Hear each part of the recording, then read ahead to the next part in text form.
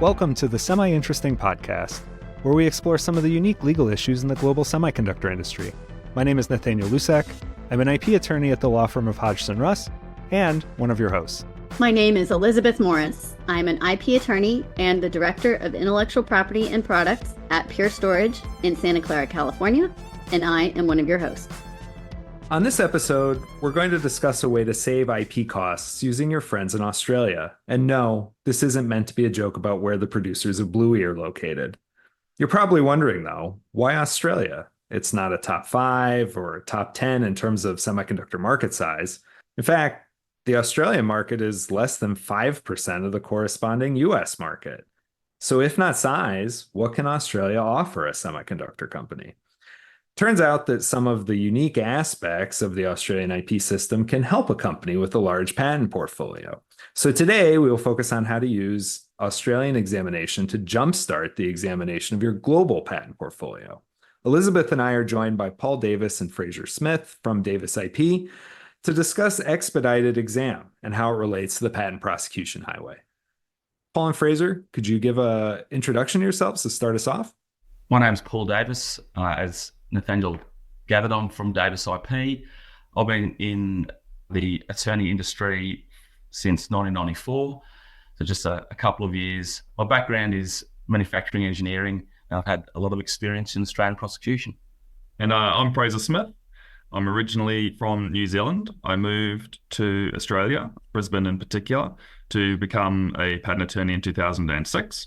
I have an electrical engineering background, and I've been working as a patent attorney ever since then, and started working with Paul at a previous firm in 2010. And we've been good friends ever since, and through our careers have joined up again a couple of years ago. Well, it's so great to have you guys here today. Thank you so much for taking the time to talk with us. I know it was a little bit of a challenge, all of us finding a time when we were awake at the same moment. I'm sure you get that all the time with American attorneys, but can you tell us and our listeners a little bit about Australian patent examination? What's the process generally? When does it start? And what does the timeline generally look like? So Australian patent prosecution process is similar to Europe. Before you start the examination process, you have to request examination. That can be done individually, or typically what does happen is the Australian Patent Office issues a direction to request examination, and you respond with requesting examination. The direction to request examination typically is issued for national phase entries, approximately 12 to 18 months after national phase entry, or with convention cases, the direction to request examination will issue around 3 to 4 years after making your application in Australia. From then, you request examination, and at that point in time, you'll get an examination report that will issue somewhere between 9 and 18 months after making that request for examination. Possibly worth adding that when the direction to request examination issues, you get 2 months to request examination. They'll give you a new deadline. Initially, it's 5 years from your effective filing date, which in the case of a convention is the date of filing, or in the case of a PCT is when an international application was filed. And then that 5-year deadline gets brought forward to 2 months from when the direction issues. So I know, and I don't want to spoil this for our listeners, the first time that I worked on an Australian examination was a bit of a shock. You have some unique aspects to how you do prosecution down in Australia. What are the biggest surprises that an American company or an American patent attorney would notice? Well, it isn't very subtle, so I'll let you explain what happens. Would you be talking about the acceptance deadline, perhaps? Yeah, that would be it. Well, what is different to most jurisdictions, as most people are probably aware, in most jurisdictions, you're given a response deadline. So you get an exam report and you have a period of time which may or may not be extendable to respond to that exam report. In Australia, we have an acceptance deadline. To use US terminology, it's more like an allowance deadline. And that gives you 12 months from the first report to overcome all objections and obtain acceptance or allowance. If you don't manage to overcome all the objections and achieve allowance in that period of time, the application will lapse. So you can respond as many times as you like within that 12-month window. subject to the examiner having sufficient time to respond to you. And that's indeed another aspect of the acceptance deadline. If you leave it to the 11th month to respond, we need to allow enough time for the Australian examiner to consider what you've submitted and take action. They have to actually accept/allow the case in that same period of time. So if we're filing a response within the last month, generally we always phone the examiner to make sure they're going to actually look at it. And then what can happen is if they aren't satisfied, you have to file a divisional application. That's really the only way to keep it alive. And you restart the whole process with a divisional application, which can then have its own 12-month term for examination. Where it differs a little bit is when you file a divisional application, IP Australia fast tracks directions to request examination. Basically, they've determined that you've already had quite a long period of time of pendency for this invention. So they generally issue the request for or direction to request examination within a few months of the divisional application being filed. And then the first exam report, they don't wait another sort of 12 to 18 months for that to come out. It normally comes out quite quickly, just to keep things moving along. But you do get another 12 months for acceptance. So does that divisional, is it sort of equivalent to US continuation, request for continuation, or does it have to have kind of different claims, like it's a new filing? Yeah, it's more like your US continuation. We use the same mechanism really as you would for continuations and continuations in part. I mean, that's a slightly different aspect. But in this case, you can file it with the same claims. If you had an exam report and you file it with exactly the same claims and there's been no submissions in between, you'll most likely get a first exam report that says, this looks substantially the same as the X number exam report on the parent. Therefore, those objections are maintained. So you can do that. You can also use divisional applications to split out unity objections if you have multiple inventions, etc. as well. What do you do if you're waiting until the 11th month? I mean, do you call the examiner and ask the examiner to save some time knowing that a response is inbound? Or do you just plan and file the divisional because you know realistically it's not going to be reviewed before the end of the 12-month acceptance window? So in Australia, examiners are able to be contacted fairly readily. So you can literally call them up. They'll give you the phone number on the bottom of their examination report, and you can call them directly at any time. And generally, they'll come back to you that day. So you can call them and say, essentially, what are my chances of getting this thing through or the patent application through? And they'll give you an indication. And they are, to be honest, very good. I've filed, and I dare say Fraser has as well, responses on the second last day, and they've been accepted still. You don't like to leave it that late, but you certainly can if you're nice. 10 bottles of wine. No, I'm joking. They will look at the case. You must be nicer than me, because the last one I contacted said no chance. So there's no chance I'm going to look at this. I've got too many other things. Absolutely no chance. You need to file a divisional. When you're still in that first 12-month time frame for the acceptance deadline, how many interactions are typical? I'm thinking in my 12-month prosecution time frame, I might get 2 or 3 kind of back and forths. Is it about the same or more or less? So their charter is to respond within a month of you lodging a response. So technically, I suppose you can get maybe 11 in. If you really want to try hard, most applications in Australia will get through on 1 or 2 responses, generally speaking. So it's not that usual to have to reply more than that, but you're able to respond 3, 4, 5, 6, 7 times if necessary. But that's fairly unusual. Yeah. On the typical side, I'd say 1 to 3 is 90% of our cases probably.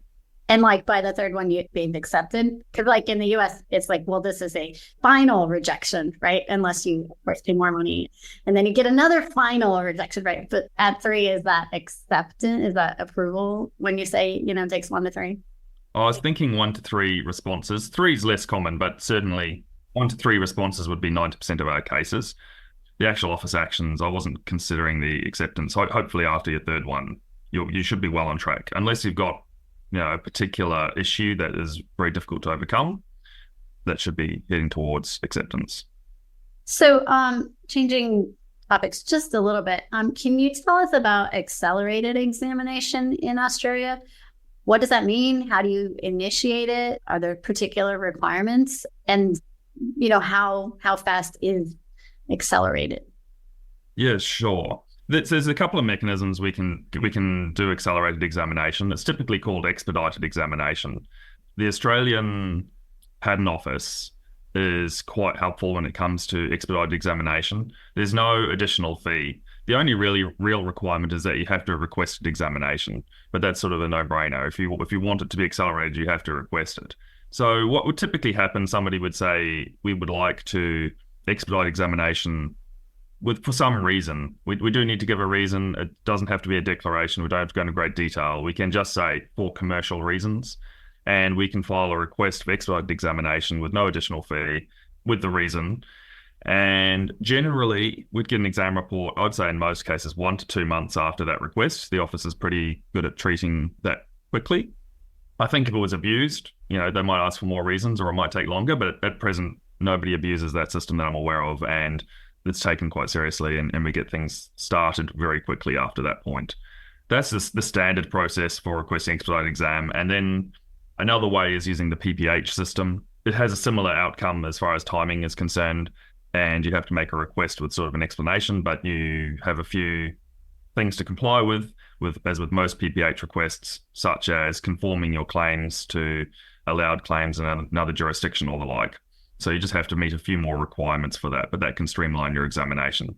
In general, I haven't actually looked at the stats because I don't think they're available, but I would say the PPH is probably moderately quicker than expedited exam. But we're talking about a time frame of 1 to 2 months anyway, so it's not going to be a huge difference. It's interesting that the Japanese Patent Office actually has statistics on PPH requests, and I'm happy to send through that link. Currently, it's saying last year that if you made a PPH request in Australia, you received the first examination report within 2 weeks. It says half a month. So it is incredibly quick. And if you conform your claims to a US or European application, in a large portion of instances, it will go straight through. It will go straight to allowance. So in practice, I've made the request for a PPH application and had allowance within 6 weeks. Going back to the expedited exam, not necessarily the PPH, you mentioned you have to give a reason, but the reason can be for commercial reasons. For someone that has an invention that they believe is going to have large commercial success or is going on a commercial product, I mean, what's the threshold that you're looking for in order to write that letter? It's not something that the office has ever pushed back on that I'm aware of. So I'm going to say it's a fairly low bar. I do like to have an explanation of some degree, but I don't think I've ever had anyone ask just to do it for fun. So usually there's the risk of an alleged infringer. That's absolutely something that people want to expedite exam for. Sometimes there might be some specific funding goal or milestone that needs to be met, and that may be a reason for wanting to expedite examination. And the official reasons, I think green technologies is a reason you can use just in general to try and make our system more friendly to green technologies. But yeah, it's not a hugely onerous thing. If you say to me, hey, the client really needs this examined for XYZ, generally we'll make that happen. And if you just say, hey, we want to expedite it, we'll come back and say, can you just confirm it's for commercial reasons or something along those lines? There's some reason you can give in the US, like that one of your inventors is really old. Is that one that qualifies in Australia? I think you can put almost any reason. I've never had a expedited examination request refused ever. I'm sure that would be a reason, though not specifically set out in the regs. In terms of the expedited examination or using PPH, does that change your odds in terms of getting a patent accepted, or how quickly the notice of acceptance would be received by you? I mean, what's the effect besides starting the process early and getting that report sooner? Oh, me. I thought you were going to say that one, Paulie. There is a difference. For expedited exam, I think it's very much treated like a standard examination. The main difference, I think, in time period would be if we have to have a search conducted, an original search. So the Australian Patent Office has a procedure where they always look at foreign offices first. So they'll look at Europe and the US, see what's happened there. And generally, if there's some form of prosecution in a jurisdiction of interest, they will rely upon that as a starting point.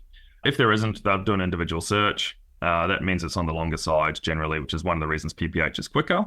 And then they'll issue an exam report. Now, I don't think there's any preferential treatment or different treatment if you do an expedited request versus a normal request for examination and wait your 18 months.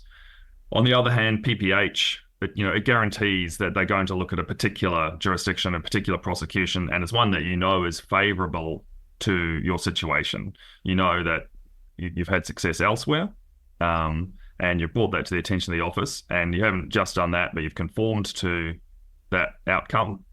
And so I think that gets a very favorable review by IP Australia. And just as an example, for inventive step, in general, we can have slightly broader protection than the US, I think, in Australia. And the main reason for that is our law on combining prior art documents is a little bit more difficult than it is in the US. So US examiners can quite often rely upon a range of disparate sort of prior art documents, sometimes in quite a fanciful manner, in my view, and raise an objection that seems to be something that's acceptable. But in Australia, we can push back on the combination on the basis that that combination is unreasonable. So to the extent that we're accepting a US examiner's obviousness finding as the basis for inventive step, where we can potentially be entitled to slightly broader protection, I think the office is pretty happy to align with what the US has done and allow that scope of protection through. In general examination in Australia, it is, especially for convention cases or PCT national phase cases, it's fairly unusual for an Australian examiner not to rely on foreign examination report. In the majority of instances, the examination report will say, although not bound by US law, for example, we agree with the objection that's been raised in relation to the corresponding case. So along the same lines, if you adopt the claims that are allowed in the US or Europe, generally the Australian examiner will allow those claims also. To give you a little anecdote on how much the Australian office loves to do that, I had a case once a few years back, and I think things have been tightened up since, where the US examiner cited an erroneous document. It wasn't relevant, had nothing to do with the invention at all. And the Australian examiner looked at the US exam report and agreed with the reasoning therein, including the same document. We sent that off, and then it came back, and they're like, well, it's really interesting they agree with this because that document's just the wrong document. It has nothing to do with this. So that obviously wasn't a good look for Australian examination. So I feel like I've been convinced that if I want to kind of slow roll my Australian prosecution and maybe do PPH off of a US case that's already been allowed or whatever, I'm probably going to have pretty good luck in Australia. I'd be interested in talking a little bit more to you guys about, I guess, the other way around. Can you use your Australian portfolio to kind of push the rest of your global portfolio? Is there a way to speed up things such that the Australian examination is the first and then everybody else kind of lines up behind that? Elizabeth, that's actually very interesting because in practice, generally speaking, the US looks at the Australian examination report and discards it entirely and will do their own search. And similar things happen in Europe. So no, that's probably not our experience where the Australian office gets a lot of kudos from overseas jurisdictions. It is technically possible, and I have had it in other jurisdictions where they'll accept an Australian allowed. It wasn't actually a PPH, but if we could prove that it was granted, provide a copy of the granted specification, they allowed us to use that as the basis, but definitely not in your major IP offices that you would be predominantly interested in. It's a bit like if we do a PCT application as well, we get an international search report and a written opinion, and we're like, great, we have a pretty good idea what's going on here, file in the US. And even if the prior art looks relevant to us in some capacity, they'll still disregard it. So I think the US and Europe, to a slightly lesser extent, like to forge their own way when it comes to IP examination. Well, that's our experience. So what do you guys think? I think it's definitely true that Europe tends to do their own search no matter what has come through the US. You know, I'm usually practicing in areas where I'm US prosecuting first, and then I'm going to Europe. And I feel like they have a their own standards and their own rules, and they aren't as interested, where there are other countries that seem to differ more readily to the US examiner's opinion. And it sounds like maybe Australia is one of those cases. So it's interesting to hear, for me to hear that maybe I would have thought that the US examiners would have accepted Australian examination in the same way that they accept European examination, like to be a little bit more deferential, but maybe not. I think the obvious type of objections that are raised in the US combine a lot more documents that, well, Australian examiners are not able to do under Australian law. So that's why the US claims are readily accepted here. Not to mention, I mean, I think the timing of Australian examination is deliberate in the sense that an examination report is often issued 1 to 3 months after the US examination report is actually issued as well. I have wondered if IP Australia has a system where, oh, look, this has been examined in the US or Europe. Let's issue a direction to request examination now. How convenient. Looking at it slightly differently, even if your ultimate goal isn't to move to acceptance, though, I'm thinking of a situation where perhaps your international search report was not very positive. You filed in the US and Australia. You can't use the search report from the PCT as a patent prosecution highway mechanism.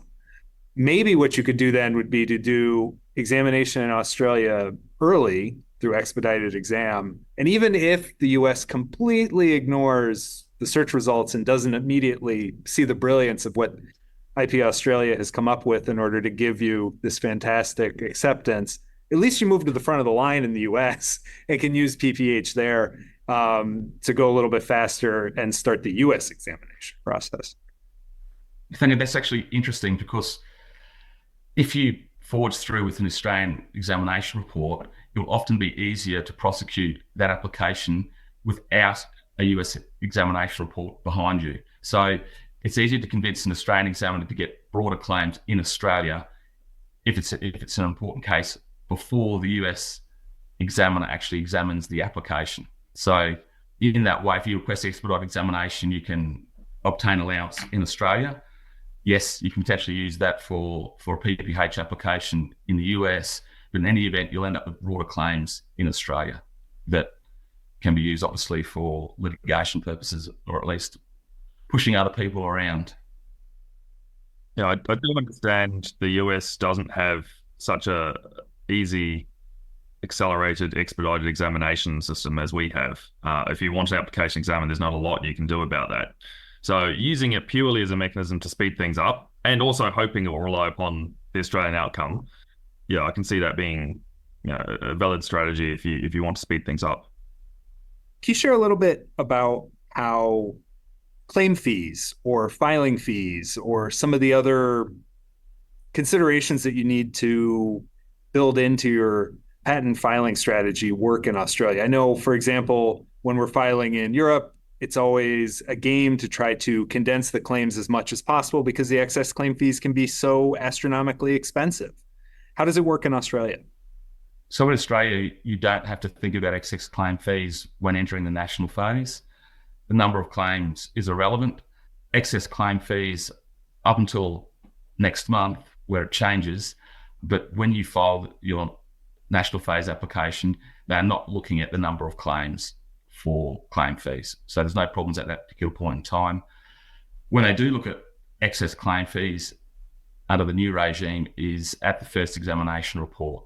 So when you request examination, you need to look at the number of claims and reduce them to 20 or under, or pay the excess claim fees. Then they also look at the number of claims at acceptance, and if you've added additional claims during prosecution, they will charge you at that point in time again. Yeah, so for comparison purposes, our current procedure up until the end of this month is that you pay excess claim fees at acceptance allowance. So you might file with 100 claims, go to your first examination report. The poor examiner has to search 100 claims and comment on 100 claims, although we know that mostly they're just going to say all these claims and basket them together.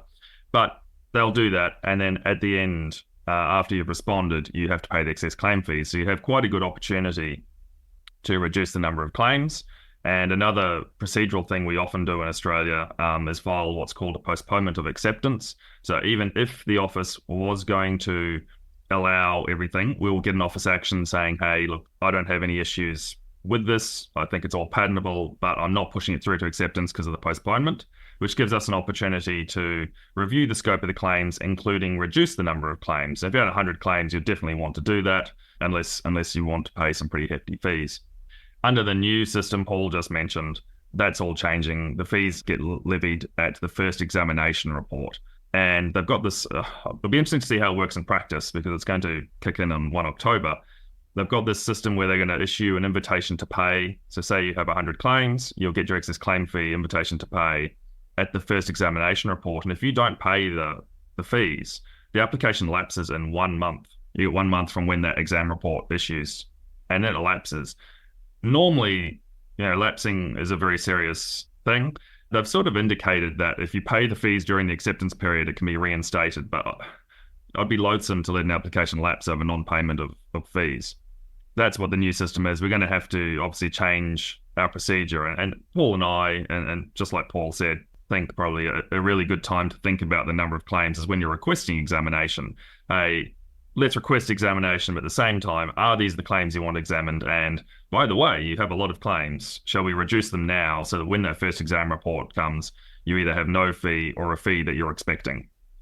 And when it's this 20 claims, new rule in October, is that 3 independent, kind of like US, or could I have 20 independent claims for the same price? I don't think anyone would love you for having 20 independent claims, but yes, you could have 20 independent claims. Would I pay more at the final stage then, at the 11th stage? No, but you are very unlikely to obtain 20 claims just because of the unity requirement in Australia, where it's slightly different to the US. You have to have features, common novel features throughout all of your independent claims. So if you've got features, A, B, and C, those same features A, B, and C, the other novel features have to be included in each of the independent claims. Okay. So yes, we have thought about that. We would love to put in 20 independent claims, but ultimately what will happen is the examiner will search the first independent claim and say the rest don't comply with the unity requirement, and we're not searching them. Yeah, I think they call that a restriction requirement here in the US. Yeah, so it doesn't really buy you anything unless the claims are so similar, and then it doesn't buy you anything because of that. That's right. I think the most common case is, an apparatus and a method. That's not really very controversial. So if you file in Australia and the US maybe approximately the same time, and then you don't necessarily get this direction to request exam all that fast, but in Australia you don't have to wait for that, right? You can just request the expedited exam at any time, including at the time of filing. Okay, so I file in Australia. I immediately request my expedited exam for, quote, business reasons. And then the Australian has to pick it up, and he has to think on it as his own because there's nowhere else to look to, right? And he or she eventually allows your case. And then you use that to get a patent for pure storage faster than they would have otherwise even picked up the case, because I claimed patent prosecution highway expedited exam in the US. And even if the US examiner doesn't accept the reasoning of the Australian examiner, they have at least started working on it, and now they're on their sort of timeline of responding every 3 months. Is that true? Did I capture all that? Absolutely spot on. Absolutely correct. Well, that's exciting. I might have to try that now. Yeah, and I said I don't think anyone's abused the system to date. And I don't think on the scale you're talking potentially it'd be considered abuse. But if everyone starts doing that, I suspect they'd clamp down on the expedited exam requests and the reasoning pretty hard. No, and I agree with you. I mean, it somewhat presumes that you were going to be filing in Australia anyway, and it was just part of your global portfolio strategy that you wanted a patent in Australia to protect your product or your services at the end of the process. But no, I agree with you. We certainly wouldn't want to abuse the system in order to help Elizabeth get more patents faster. No, but it is an interesting technique, and it is interesting, I would say, for companies like my company that maybe haven't filed that many patents in Australia to say, would it be advantageous for the company to, because we don't have to translate it, right, in English. So that's kind of convenient. But, then kind of move things forward. And then, potentially don't pay the annuities on the Australian case if you don't think you're ever going to litigate it. Yeah, our first renewal comes in at 4 years. So you certainly could do that. We have a 31-month deadline for PCT. Say that's 2.5 years. You've got a year and a half to sort it all out. But if you're doing an expedited exam request straight up front and you've got a 12-month window, say 2 months later, you're going to have dealt with everything before your first annuity comes up. I would say it's a shame to let it go if you've got it that far. And for the sake of an annuity, we're a relatively low-cost jurisdiction. But certainly there's a commercial decision to be made, commercial reasons and all. So if I file and I request expedited exam immediately, then I've already fallen into this acceptance deadline of 12 months, right? Once the first examination report issues. Oh, okay. So the 12 months doesn't start immediately. It starts after the first examination report. And that happens, within 3 months-ish? For a case where it hasn't been examined elsewhere, you probably are on the longer side of that timescale. I would say it would mostly be about 2 months, but yes, it could be 3 if it's a complex case. I would say it would be in that range. IP Australia, as I say, is pretty quick. I guess what I'm wondering is, could I only file in Australia and play a little bit of Russian roulette in hoping that I get to allowance prior to even my 1 year of needing to file elsewhere, my 1 year deadline? I did have a client who wanted to have allowance before deciding if they wanted to file a PCT. And I said it would be tight, and I wasn't particularly enthusiastic about it. That's partly to do with the invention, but we did manage to achieve allowance before filing the PCT, which gave that client a greater sense of certainty going into the PCT process.